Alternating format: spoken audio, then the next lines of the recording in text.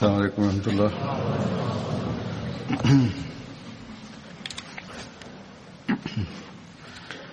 أشهد أن لا إله إلا الله وحده لا شريك له وأشهد أن محمدا عبده ورسوله أما بعد فأعوذ بالله من الشيطان الرجيم بسم الله الرحمن الرحيم الحمد لله رب العالمين الرحمن الرحيم مالك يوم الدين إياك نعبد وإياك نستعين اهدنا الصراط المستقيم صراط الذين أنعمت عليهم غير المغضوب عليهم ولا الضالين. Ассаламу алейкум ва рахматуллах. В своей прошлой пятничной проповеди я начал рассказывать о Хазрате Мусабе бин Умайре, да будет доволен им Аллах. Сегодня я закончу рассказ о нем. Обетованный реформатор, да будет доволен им Аллах, упоминая о нем как о первом проповеднике ислама в Медине и его служении, сказал: в описываемое время в откровениях, получаемых пророком Аллаха, мир и благословение Аллаха да пребывает с ним, стали появляться повеления, открывавшие возможность покинуть Мекку.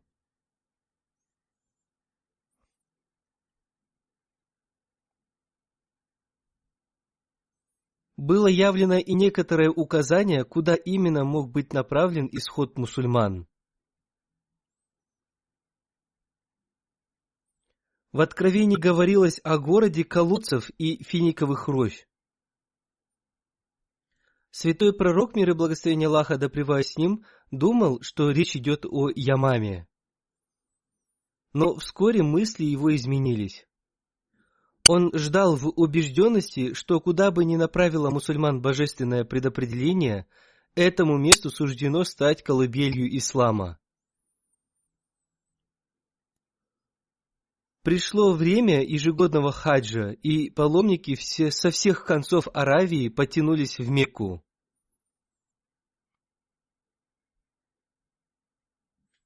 Святой пророк, мир и благословение Аллаха да пребывает с ним, направлял свои стопы всюду, где собирались люди, повествовал им об исламе, призывал отказываться от грехопадения и готовиться встретить царство Господа.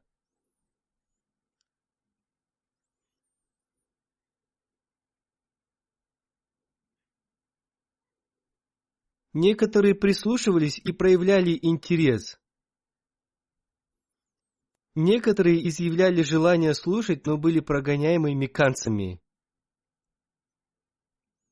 Некоторые, умы которых уже закостенели в невежестве, осмеивали пророка Аллаха, мир и благословение Аллаха да пребывает с ним.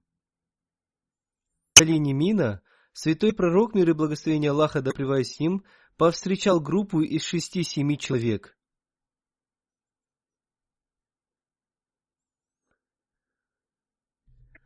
Приглядевшись, он понял, что они из племени Хазрач, одного из племен, состоящих в союзе с евреями.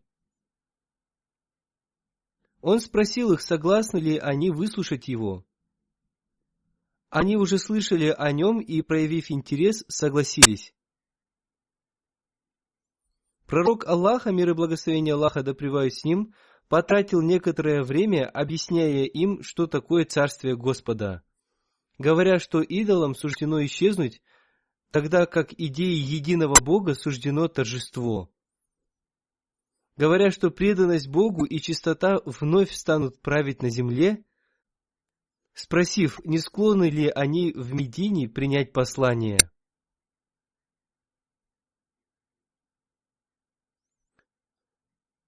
Все это произвело большое впечатление на слушающих. Они приняли послание и дали обещание, что по возвращении в Медину убедят других и сообщат в следующем году, готова ли Медина принять к себе мусульманских беженцев из Мекки.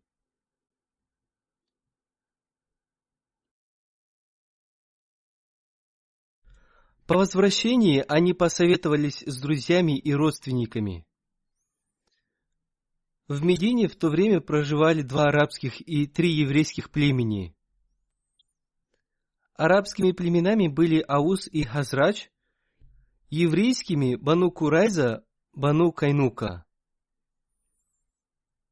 Племена Аус и Хазрач находились в состоянии войны. Бану Курайза и Надир состояли в союзе с племенем Аус, а Бану Кайнука в союзе с племенем Хазрач.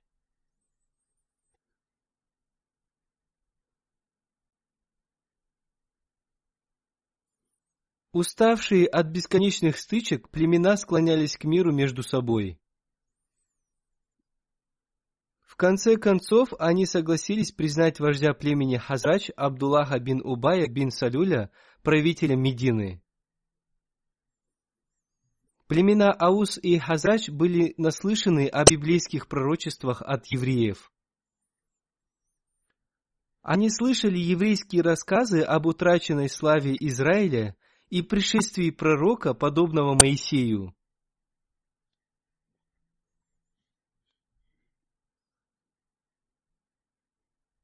Евреи все время повторяли, что пришествие этого пророка близко. Оно должно было означать возвращение власти Израилю и сокрушение его врагов. Когда мединский народ услышал весть о пророке, он пришел в возбуждение и стали расспрашивать, уж не тот ли это пророк, пришествие которого обещалось евреями. Многие молодые люди поверили в это с готовностью. Во время следующего хаджа 12 мединцев пришло в Мекку, чтобы примкнуть к пророку Аллаха, мир и благословение Аллаха да пребывает с ним. 10 из них были из племени Хазрач и 2 из племени Аус.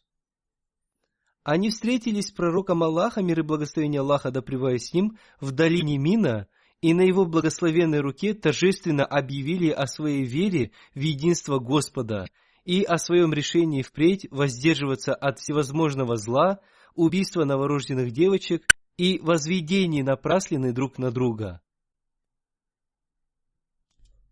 Они также поклялись повиноваться святому пророку, мир и благословение Аллаха да пребывает с ним, во всем добром. Вернувшись в Медину, эти 12 новообращенных начали повествовать остальным о своей новой вере. Идолы были извлечены из ниш и выброшены на улицу. Те, кто имел обыкновение сгибаться перед изображениями, стали высоко держать головы. Они поклялись не поклоняться никому, кроме единого Бога. Евреи были изумлены. Века дружбы, повествований и споров не смогли произвести в мединцах той перемены, которую удалось совершить мекканскому учителю за несколько дней. Мединский народ зачастил в среду новых мусульман, вопрошая об исламе. Однако немногочисленные мусульмане не были в состоянии справиться со множеством вопросов, да и знали они недостаточно. Поэтому они решили отправить к святому пророку, мир и благословение Аллаха да пребывает с ним, посланца с просьбой прислать им кого-нибудь, кто учил бы их исламу.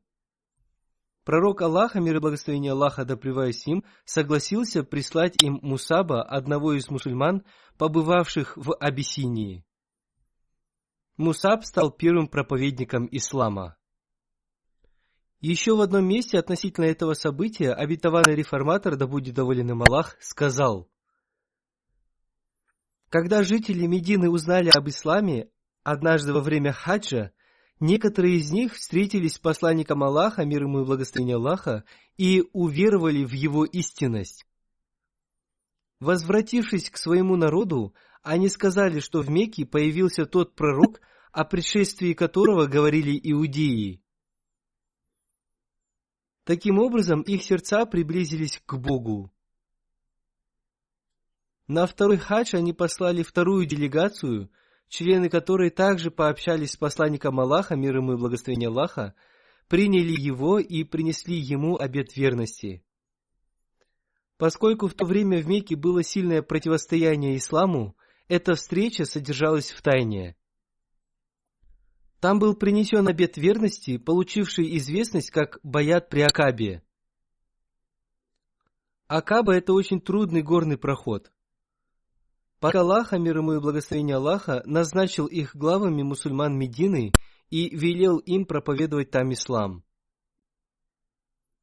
Вместе с ними он отправил в качестве помощника одного из своих молодых сподвижников по имени Хазрат Мусаб бин Умайр, чтобы он научил тамошних мусульман их религии.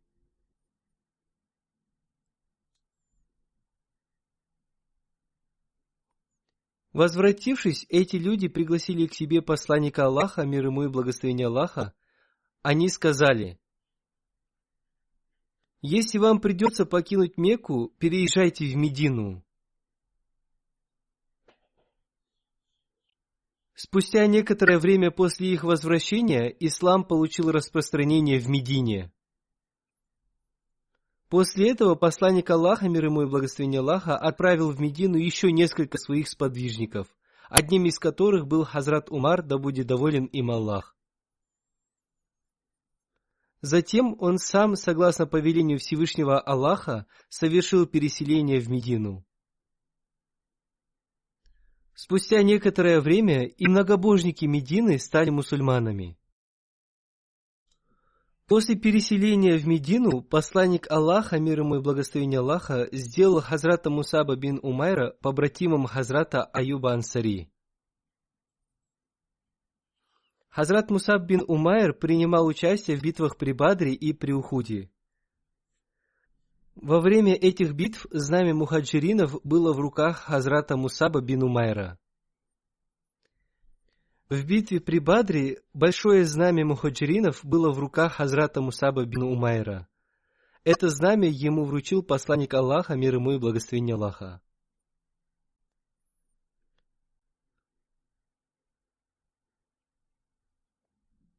Далее следует следующее повествование из книги Хазрата Мирзы Башира Ахмада Сират Хатаман Набиин «Жизнеописание печати пророков».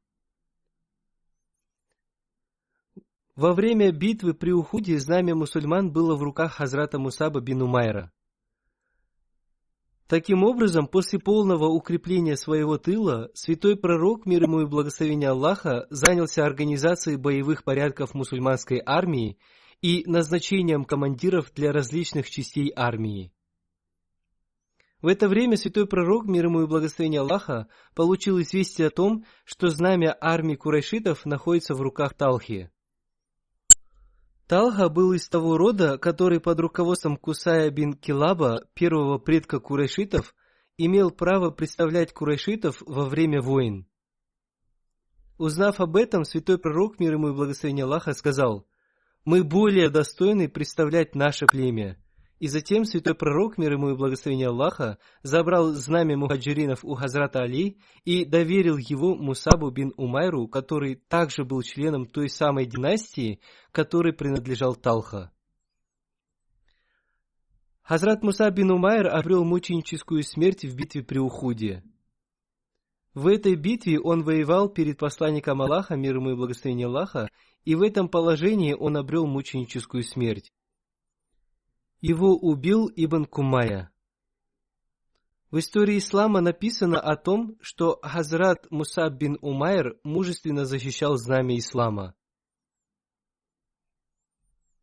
Во время битвы при Ухуде, когда Хазрат Мусаб бин Умайр держал в руках знамя ислама, Ибн Кумая, который был верхом на лошади, напал на Хазрата Мусаба бин Умайра.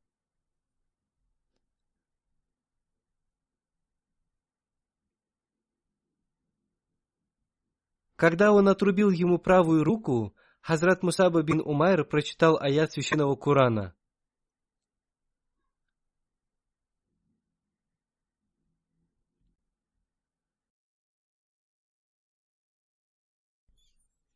И Мухаммад только посланник, воистину, прошли уже земной путь посланники до него.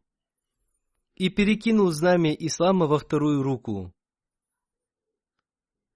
Затем Ибн Кумая отрубил ему левую руку. После этого Хазрат Мусаб бин Умайр обрубками своих рук стал удерживать знамя на своей груди. Затем Ибн Кумая в третий раз ударил его копьем в грудь, но копье сломалось, и Хазрат Мусаб бин Умайр упал.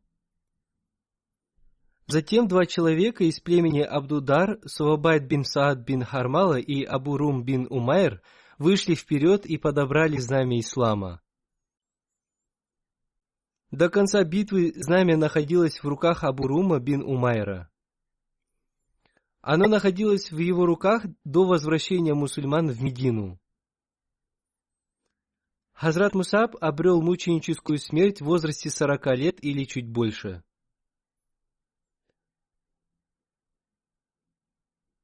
Относительно этого события Хазрат Мирза Башир Ахмад Сахиб в своей книге Сират Хатаман Навиин написал: армия курайшитов окружила мусульман со всех сторон и продолжала сокрушать мусульман посредством многочисленных атак. Тем не менее, даже после всего этого мусульмане, вероятно, могли бы вскоре прийти в себя, но случилось так, что один смелый воин из числа курайшитов по имени Абдулла бин Кумая напал на Мусаба бин Умайра, знаменоносца мусульман, и отрубил его правую руку ударом меча. Мусаб сразу же схватил знамя другой рукой и подошел к Ибн Кумае, который вторым ударом отрубил и вторую его руку. После этого Мусаб обрубками своих рук пытался удержать знамя ислама на своей груди, но Ибн Кумая ударил его в третий раз уже копьем, и Мусаб, упав на землю, обрел мученическую смерть. Что касается знамени, то другой мусульманин сразу же подобрал его. Поскольку Мусаб был похож на святого пророка, мир ему и благословение Аллаха, Ибн Кумая подумал, что он убил святого пророка, мир ему и благословение Аллаха, или, возможно, это было его коварным замыслом. Но, как бы то ни было, когда Мусаб пал мученической смертью, Ибн Кумая закричал, что он убил Мухаммада, мир ему и благословение Аллаха. Это тоже было одной из причин того, что, услышав об этом, мусульмане потеряли самообладание, их сила рассеялась, и многие сподвижники бежали с поля битвы в состоянии тревоги. Посланник Аллаха, мир ему и благословение Аллаха, подошел к телу Хазрата Мусаба, которое лежало лицом вниз. Находясь возле его тела, посланник Аллаха, мир ему и благословение Аллаха, прочитал аят священного Корана.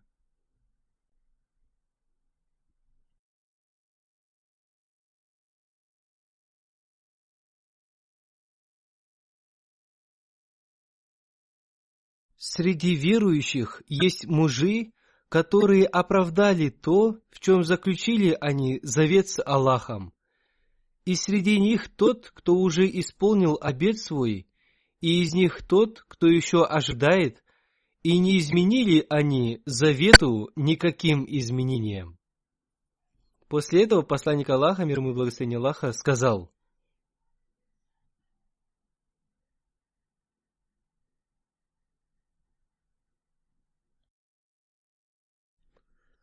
воистину, посланник Аллаха засвидетельствует, что вы будете мучениками в глазах Всевышнего Аллаха в судный день. Затем посланник Аллаха, мир ему и благословение Аллаха, обратившись к сподвижникам, сказал: навестите его и передайте ему приветствие миром. Я клянусь именем того, в чьих руках находится моя душа. Он ответит на приветствие миром того, кто до судного дня передаст ему приветствие миром.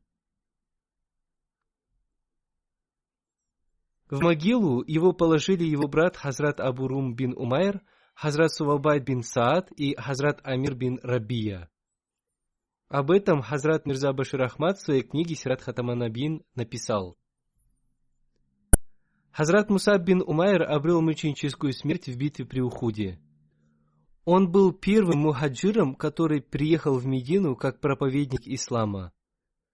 В эту эпоху невежества среди молодых людей Мекки Мусаб считался самым богатым и одевался в роскошные одежды. Он жил в комфорте и роскоши, а после принятия ислама его состояние полностью изменилось. Есть повествование о том, как однажды святой пророк, мир ему и благословение Аллаха, увидел его одетым в ткань, покрытую многочисленными пятнами. Когда святой пророк, мир ему и благословение Аллаха, вспомнил о его прежней жизни, его глаза наполнились слезами. Когда Мусаб обрел мученическую смерть в битве при Ухуде, не нашлось достаточно ткани для его савана, чтобы можно было полностью укрыть его тело. Если укрывали его ноги, голова оставалась открытой. Если его голова была открыта, то ноги оставались открытыми. В результате, согласно наставлению святого пророка, мир ему и благословение Аллаха, его голову укрыли саваном, а ноги травой. В сборнике хадисов Сахих Бухари повествуется: однажды Абдурахману принесли еду, и он, посмотрев на нее, сказал: «Убили Мусаба ибн Умайра, который был лучше меня, и мы не нашли для него погребального савана, собственного плаща. Если укрывались его ноги, голова оставалась открытой. Если укрывалась его голова, его ноги оставались голыми». Повествующий передал: он также сказал: «Убили Хамзу, который был лучше меня, и мы также не нашли для него никакого савана, кроме единственного плаща.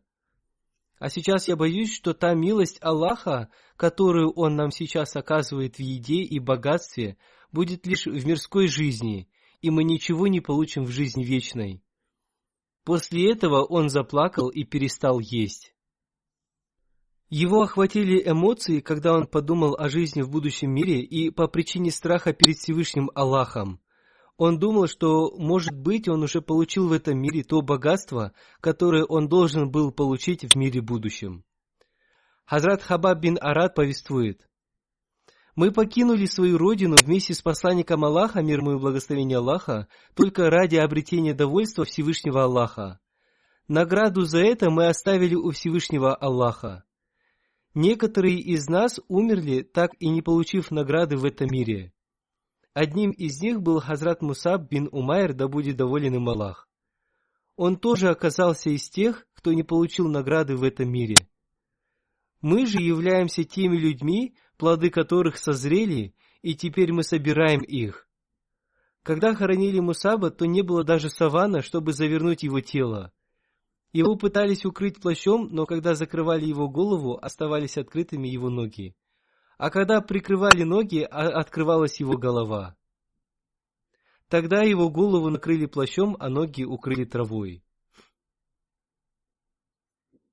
В книге хадисов Тирмизи Хазрат Али ибн Абу Талиб, да будет доволен им Аллах, повествует: посланник Аллаха, мир ему и благословение Аллаха, сказал: «Всевышний Аллах даровал каждому пророку 7 прекрасных сподвижников, но мне было даровано 14 сподвижников». Мы спросили, кто они. Посланник Аллаха, мир ему и благословение Аллаха, сказал: 2 моих внука, Джафар, Хамза, Абу Бакр, Умар, Мусаб бин Умайр, Биляль, Салман, Мигдад, Абузар, Амар и Абдулла бин Масуд. Хазрат Амир бин Рабия повествует: «Мой отец всегда говорил, что Хазрат Мусаб бин Умайр был его близким другом с момента принятия ислама и до своей мученической смерти в битве при Ухуде. Он был с нами во время обеих переселений в Абиссинию. Из всех мухаджиров он был моим лучшим другом. Я никогда больше не видел таких прекрасных человеческих качеств, как у него. Он ни с кем никогда не имел разногласий».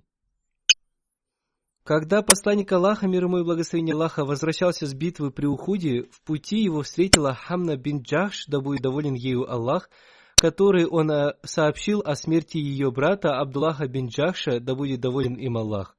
И она сказала: «Поистине мы принадлежим Аллаху, и к Нему мы вернемся».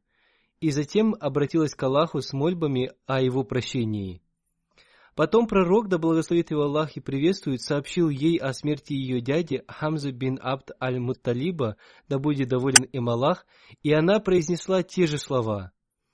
Когда же пророк, да благословит его Аллах и приветствует, сообщил ей о смерти ее мужа Мусаба бин Умайра, да будет доволен им Аллах, она стала громко кричать, и пророк, да благословит его Аллах и приветствует, сказал: «Поистине муж дорог женщине». В еще одном месте повествуется: когда ей сообщили о смерти ее брата, она сказала: «Пусть Всевышний Аллах смилуется над ним. Поистине мы принадлежим Аллаху, и к нему мы вернемся». Когда ей сообщили о смерти ее мужа, она сказала: «Я испытываю скорбь». Тогда посланник Аллаха, мир ему и благословение Аллаха, сказал: «Между супругами существует такая связь, какой нет у других». Относительно мученической смерти Хазрата Мусаба бин Умайра и эмоций его супруги, Хазрат четвертый халиф обетованного Мессии, да пребудет с ним милость Всевышнего Аллаха, в одной из своих проповедей сказал: «Сподвижникам и сподвижницам, чьи родственники обрели мученическую смерть, сообщали об этом постепенно, чтобы они не испытывали большого горя». Таким образом, когда сестра Абдуллы, Хамна бин Джахш, пришла к посланнику Аллаха, мир ему и благословение Аллаха, он сказал ей: «О Хамна, прояви терпение и считай это наградой от Аллаха». Она сказала: «О посланник Аллаха, что это за награда?»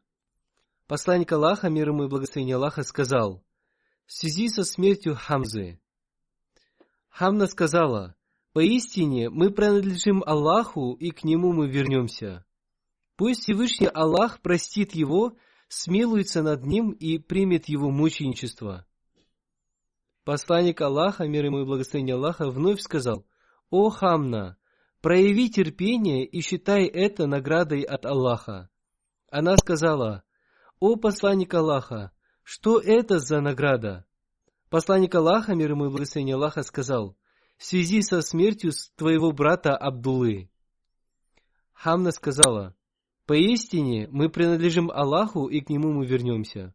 Пусть Всевышний Аллах простит его, смилуется над ним и примет его мученичество». Затем посланник Аллаха, мир ему и благословение Аллаха, вновь сказал: «О Хамна, прояви терпение и считай это наградой от Аллаха». Она сказала: «О посланник Аллаха, что это за награда?» Посланник Аллаха, мир ему и благословение Аллаха, сказал: «В связи со смертью Мусаба бин Умайра». Хамна сказала: «Я испытываю скорбь». Посланник Аллаха, мир ему и благословение Аллаха, сказал: «Поистине муж дорог женщине, как никто другой». Затем он спросил ее: «Почему ты так ответила?» Она сказала: «О посланник Аллаха, я вспомнила его детей-сирот.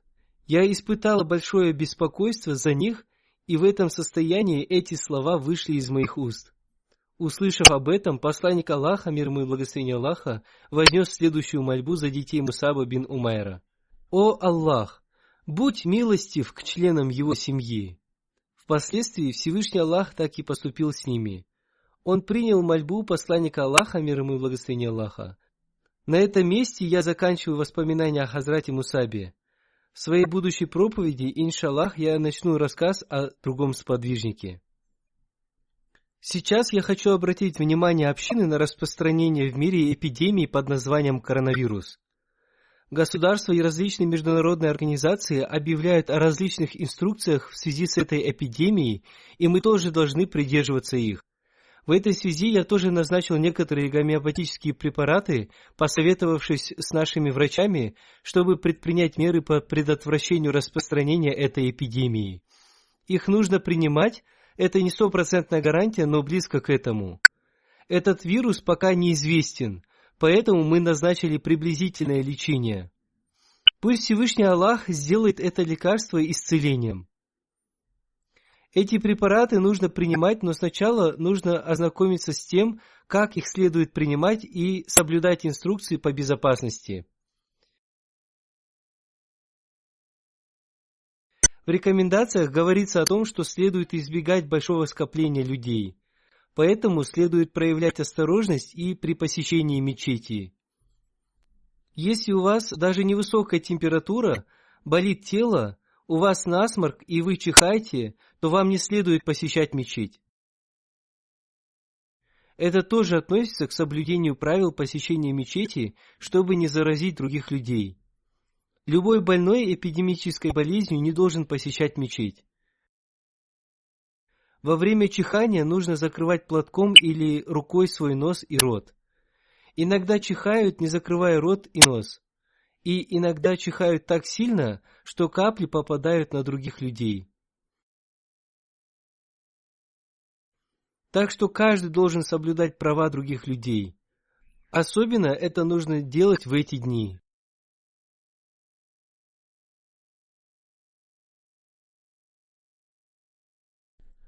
Врачи советуют держать в чистоте руки и лицо. Не следует грязными руками дотрагиваться до лица. Нужно использовать санитайзер для рук.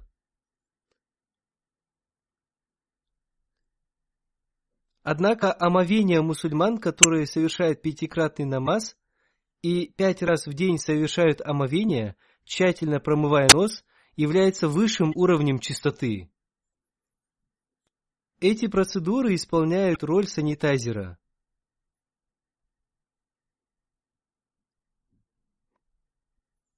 Я слышал, что в эти дни в магазинах закончились санитайзеры. Поддавшись панике, люди скупили все, что связано с этой эпидемией.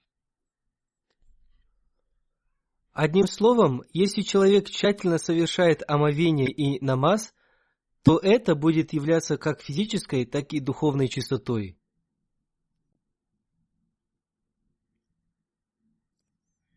В эти дни необходимо чаще возносить мольбы. Мы должны уделить мольбам особое внимание. Я уже сказал о соблюдении правил посещения мечети, но здесь я хочу особенно подчеркнуть то, что люди, посещающие мечеть, должны ежедневно менять и стирать свои носки.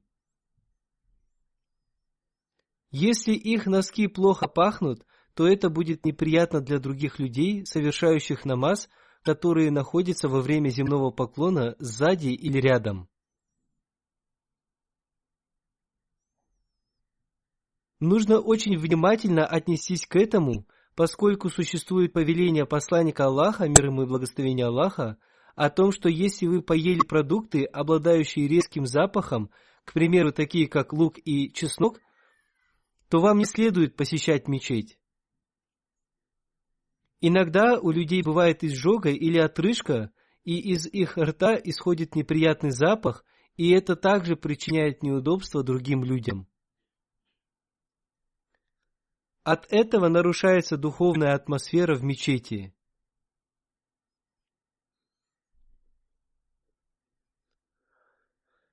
Существует наставление о том, что при посещении мечети необходимо использовать благовония.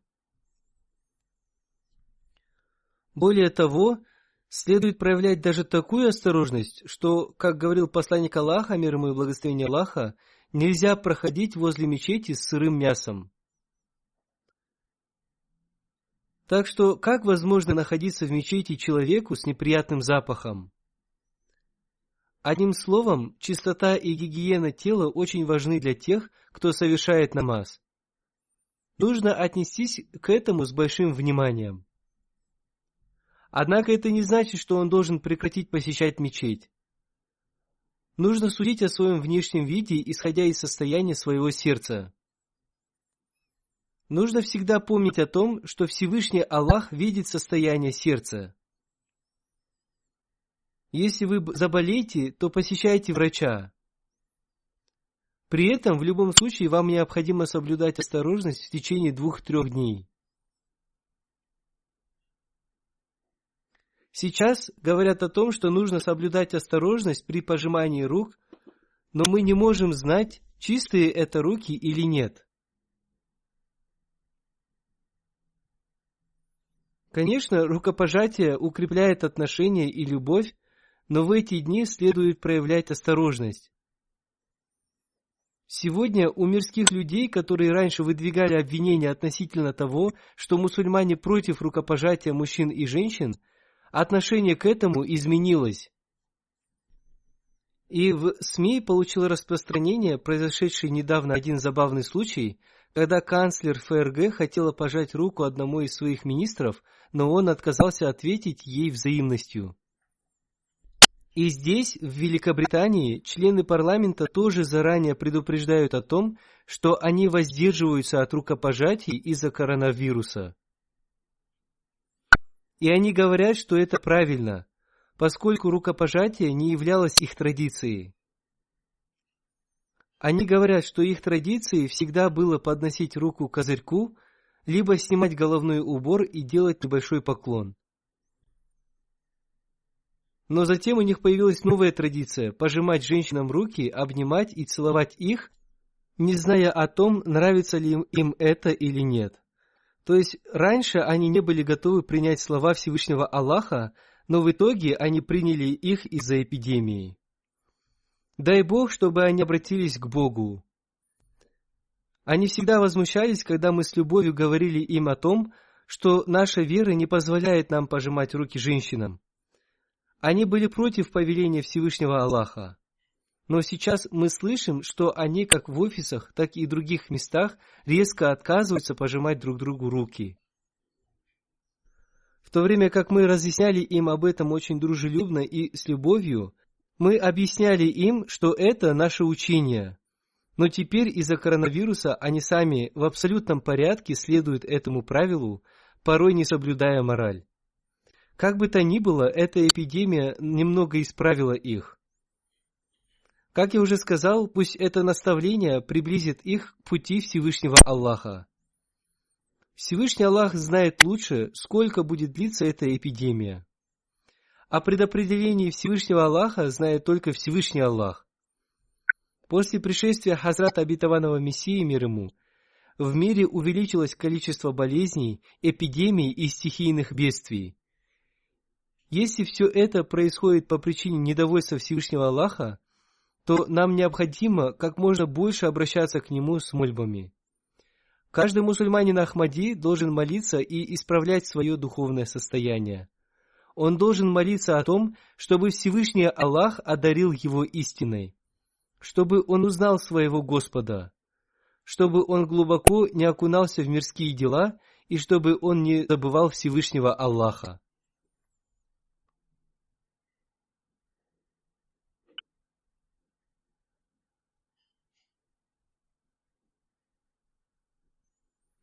Сегодня после пятничной молитвы я совершу 3 молитвы Джаназа Гайб за упокойную молитву в отсутствии тела покойного.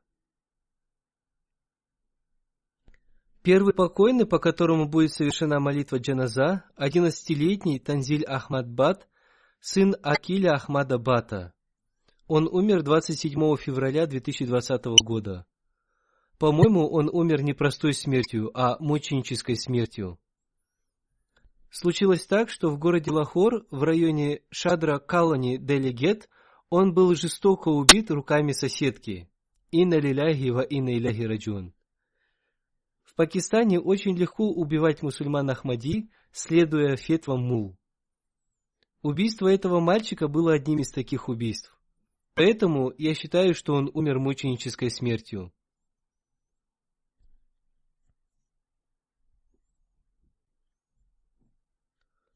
Может быть, была другая причина, но все равно в глубине души эти люди всегда таили зависть и зло против Ахмадията. Сейчас мы получаем разную информацию, но в любом случае это был невинный ребенок. Согласно нашей информации, 27 февраля этого года мать Танзиля Ахмада отправила его к соседке, чтобы он взял у них куклу своей маленькой сестры, которую она забыла там.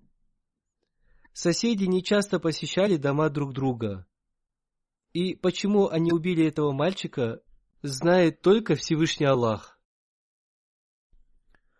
После того, как мальчик ушел и долго не возвращался, его мать сама пошла за ним к соседям. Сначала они долго не открывали дверь своего дома, но потом они открыли дверь и сказали, что он взял куклу и ушел. Затем мать мальчика рассказала об этом своему мужу.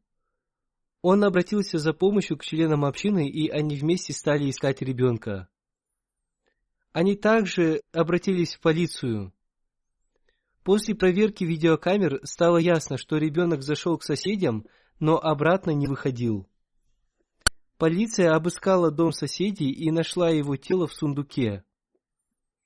Полиция сказала, что муж этой женщины убил ребенка и скрыл его тело в сундуке.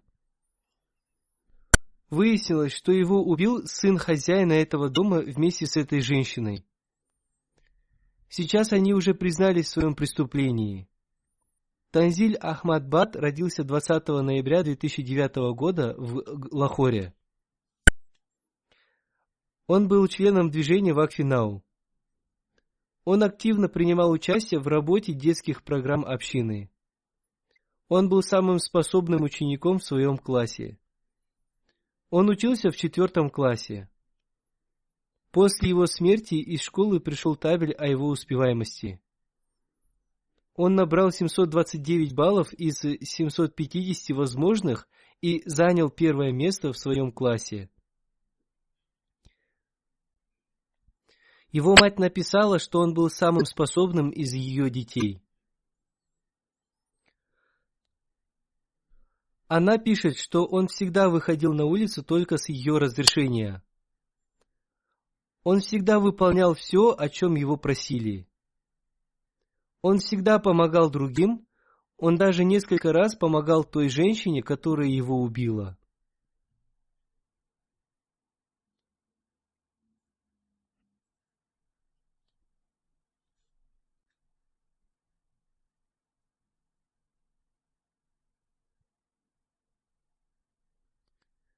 Все его учителя и члены общины были довольны им и всегда хвалили его. Он всегда смотрел детские программы на канале МТА и проповеди халифа времени. Он регулярно посещал мечеть.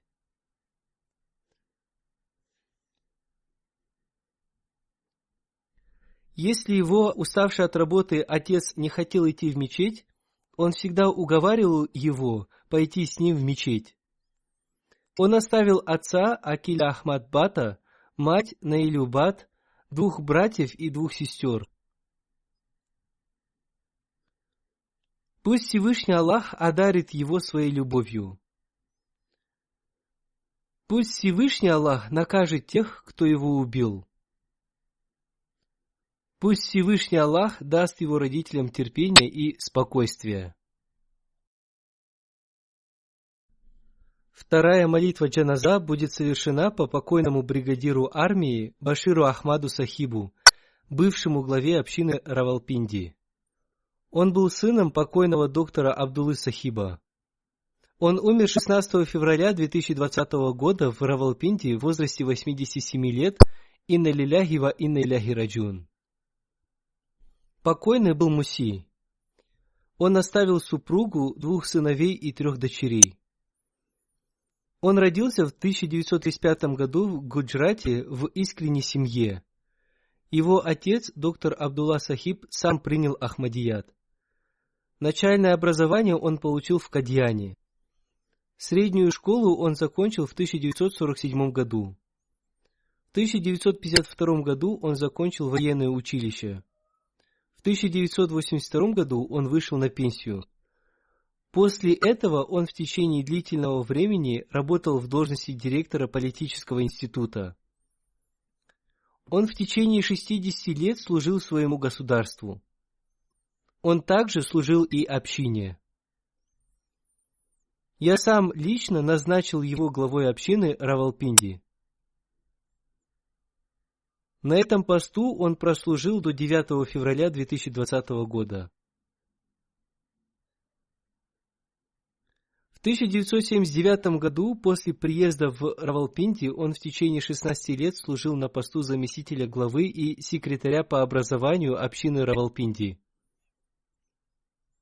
Он также служил в качестве директора фонда Фазле Умар, а также члены разных комитетов Маджлиси Шура. Он всегда был искренен в своем служении общине. Он обладал прекрасными качествами. Он был мягок и милосерден. Он всегда служил человечеству, прилагая все свои силы. Он всегда служил изо всех своих сил. Он был очень пунктуальным человеком. Он всегда делал все быстро и наставлял своих подчиненных не проявлять лени в своем деле. Если он поручал кому-то какое-то дело, он всегда контролировал его работу.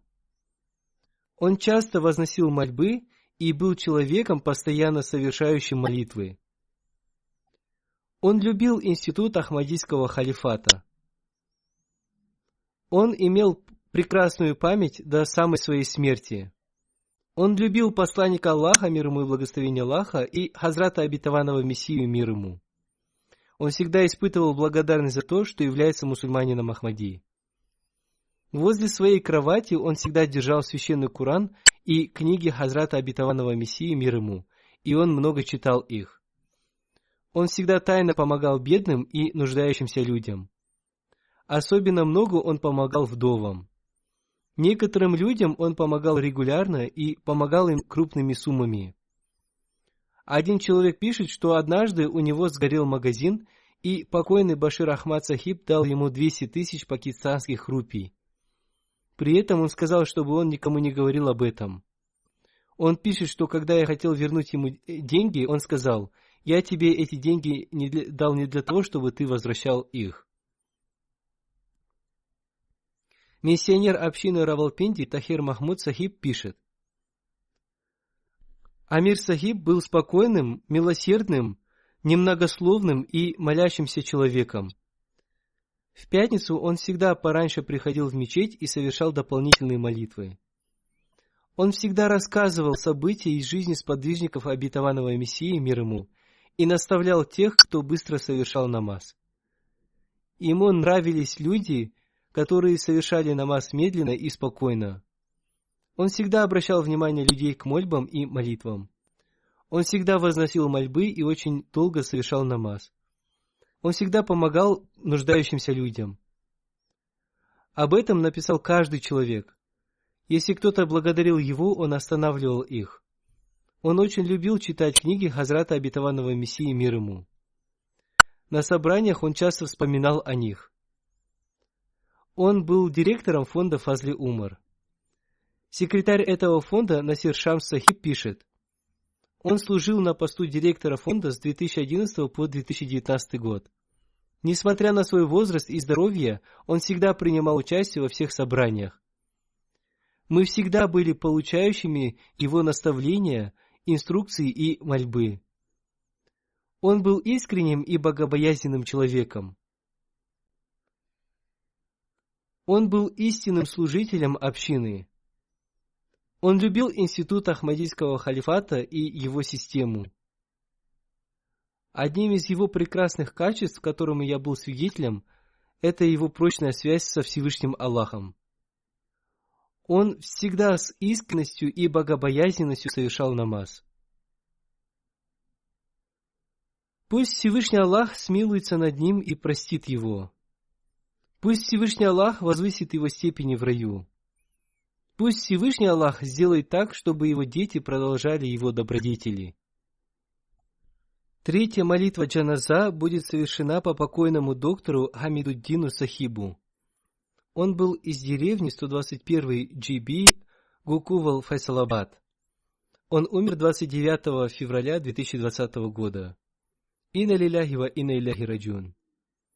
В его семью Ахмадият пришел посредством его отца Мухаммад Дин Сахиба и его деда Фатхуддин Сахиба из Фарсия Гурдаспур. Они принесли обет верности во времена Хазрата второго халифа Обетованного Мессии, да будет милостлив к нему Аллах. Покойный родился в Кадиане. Дядя его матери, Хазрат Мауляна Ибрагим Сахиб Кадиани, был сподвижником Хазрата Обетованного Мессии, мир ему. Он был известным богословом и специалистом по христианству. Он в течение длительного времени преподавал в Ахмадийском медресе. После разделения Индии и Пакистана его семья переселилась в Файсалабад. Он был фельдшером по профессии и служил людям своего района. Нуждающихся он лечил бесплатно. Он был скромным и богобоязненным человеком. С малых лет он совершал намаз и соблюдал посты. Он уважал свою религию и любил систему Ахмадийского халифата. Он был очень милосердным и уповающим на Аллаха человеком. Он был верующим и честным человеком. Он никогда никому не отказывал. Он всегда помогал другим. Он служил на разных должностях в общине. Один из его сыновей, Каримуддин Шамс Сахиб, является миссионером и служит в Танзании. Он не смог принять участие в заупокойной молитве джаназа своего отца. Один его зять тоже миссионер, другой его зять муалим. Один из его внуков учится на последнем курсе в джаме Ахмадия в Рабве. Несколько его внуков и внучек являются членами движения Вакфинау. Пусть Всевышний Аллах простит и смилуется над ним, пусть Всевышний Аллах возвысит его степени в раю, пусть Всевышний Аллах продолжит его дело в его потомках, пусть они исполнят то, о чем они обещали во время принесения своего обета верности. Как я уже говорил, после пятничной молитвы я совершу молитву джаназа гайб по этим покойным.